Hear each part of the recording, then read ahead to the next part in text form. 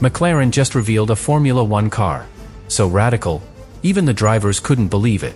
Oscar Piastri says it feels nothing like last year's car. Lando Norris says it's the biggest risk McLaren has taken in a decade. And the data from the private test in Barcelona? Shocking. Simulation targets beaten. Straight-line speed unlocked. Rear-end behavior completely transformed. This isn't just a new car. It's a total reset. And with Bahrain just days away, McLaren might be hiding the biggest surprise of the season.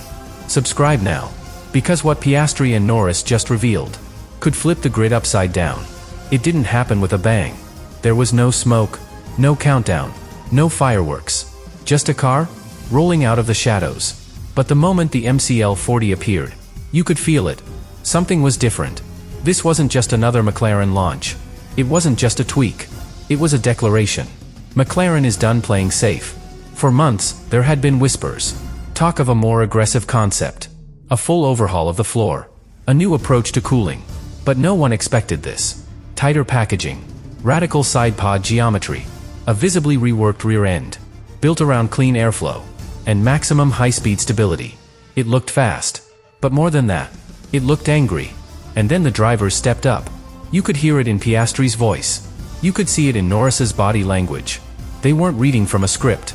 They weren't there to say, "We've made some good steps." They were excited. Genuinely. Oscar said, "This isn't just a new car. It's a new direction." Lando added, "We know we've taken risks. And we believe it's going to pay off." For a team that's been stuck chasing frontrunners for over a decade, that doesn't just matter. It's everything. This wasn't just a car launch. It was a warning.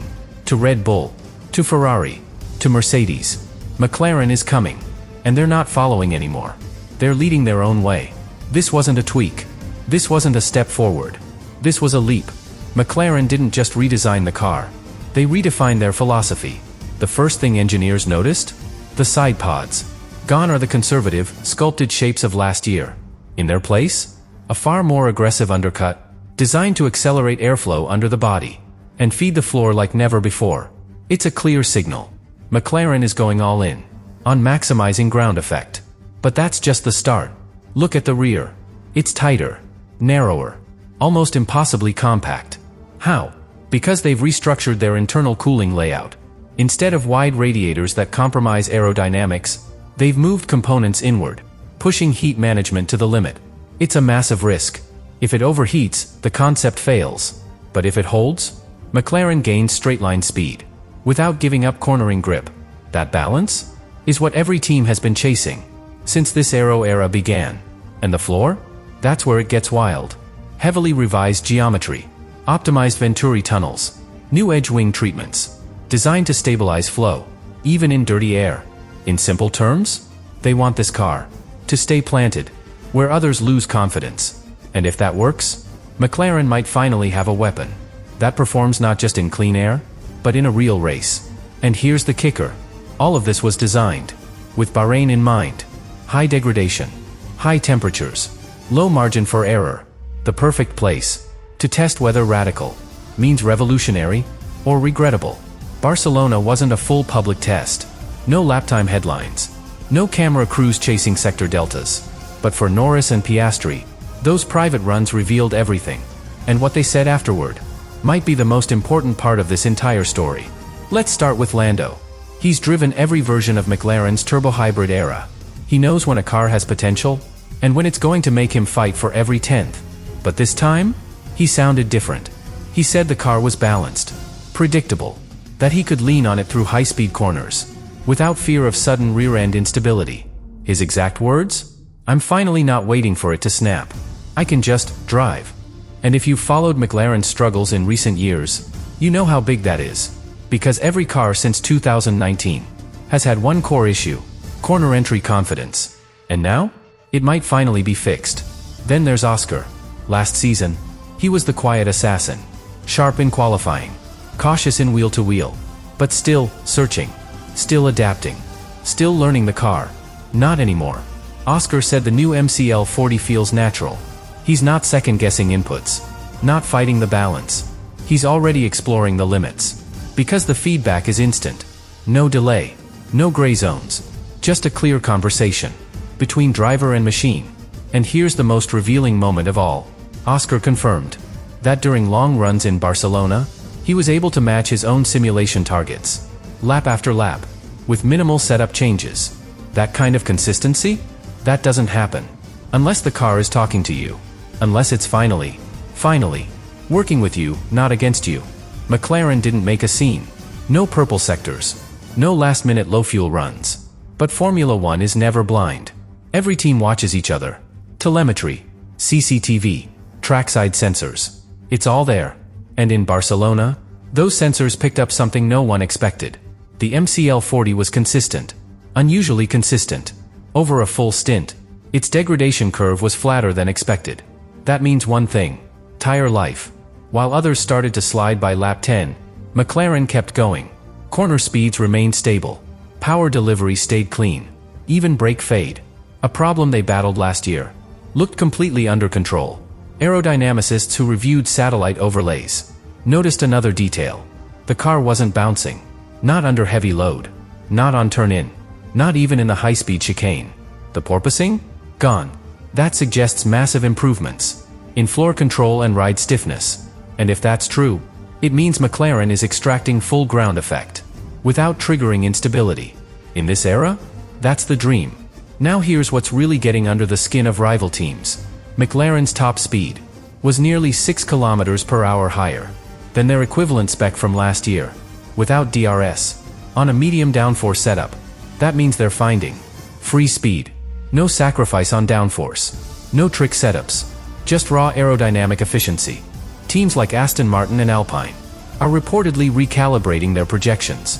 Ferrari engineers, according to one source, took a second look at their rear-end philosophy after seeing the McLaren data from Sector 2. And Red Bull? Let's just say, they're watching now, very closely. This is the circuit that exposes everything. The tarmac is abrasive. The air is dry. The heat rises fast. And grip vanishes. You cannot hide behind setups in Bahrain. You cannot mask weaknesses. You either have the package, or you don't. And McLaren knows it. This is why they designed the MCL40. With Bahrain in mind. Long straights. Heavy braking zones.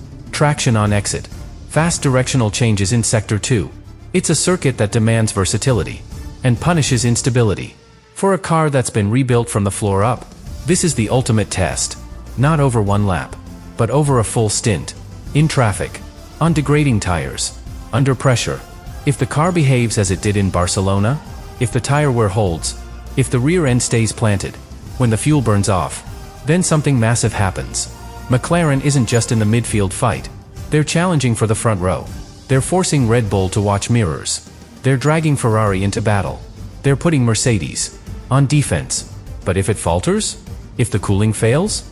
If the balance goes soft under load? It could all come undone by turn 10. That's how small the margin is. Every team brings upgrades to round 1.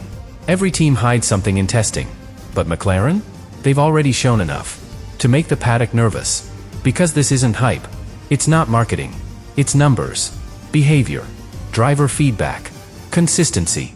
And if it holds, they will not be chasing the front anymore. They'll be fighting in it. Let's be honest.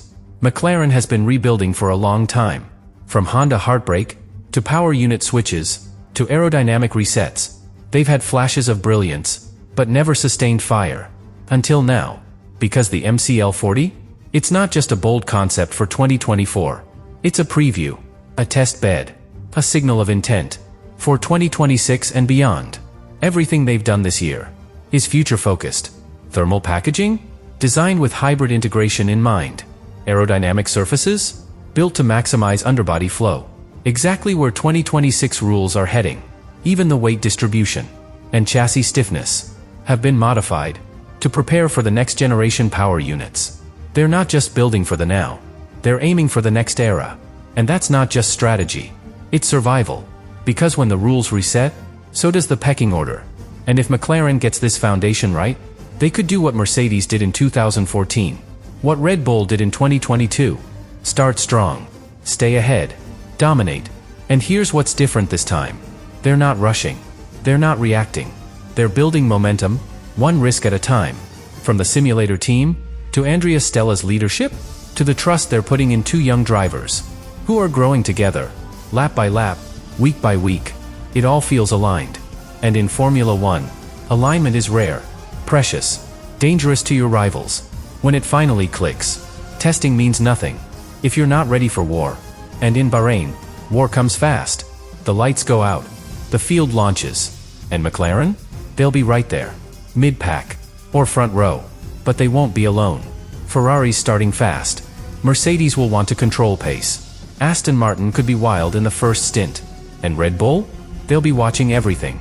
Every corner entry, every rear traction zone, every DRS detection point. Because if McLaren shows strength, under pressure, in dirty air, on worn tires, surrounded by chaos, then this isn't just hype, it's arrival. And here's the moment to watch. Lap 4, Turn 1, full fuel, side by side with a frontrunner. If the MCL 40 holds the line, if it brakes late and stays planted, if Norris or Piastri commits without fear, you'll know, you'll feel it in your gut. McLaren is back. But if the car wobbles? If they have to lift early, if they lose confidence, if they fade by stint 1, then the dream goes on hold. The rebuild continues. But here's the truth. They're ready. And the paddock knows it. This isn't the end of McLaren's story. It's the moment where the story finally begins. Because this time, they didn't copy anyone. They didn't play it safe. They didn't hope for miracles. They built something bold. Something new. Something dangerous. And in Bahrain, we'll finally find out if it's fast enough,